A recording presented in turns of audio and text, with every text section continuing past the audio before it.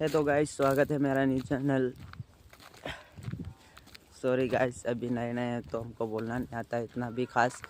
और आप देख सकते हो मैं अभी यहाँ पे कस्बा थाना और देव के बीच में जंगलों में रहते हैं हम, ये देख सकते हो गाइस। और वहाँ पे देख सकते हो हमारी मशीनें पड़ी है और हम ओनली 3 जने हैं। कम से कम यहाँ पे 1 करोड़ से ज़्यादा का सामान पड़ा है हमारे भरोसे। उन सब के मालिक हम ही हैं अभी फ़िलहाल में। और ये देख सकते हो ये भाड़ू, ये हमारे मित्र है।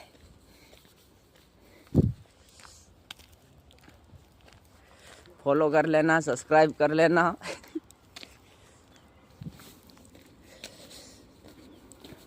ये हमारी मशीन पड़ी है।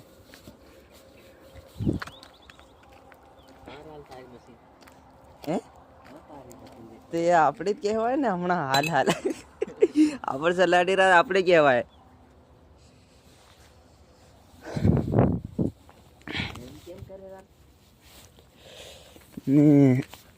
હું થેવા છે હાલ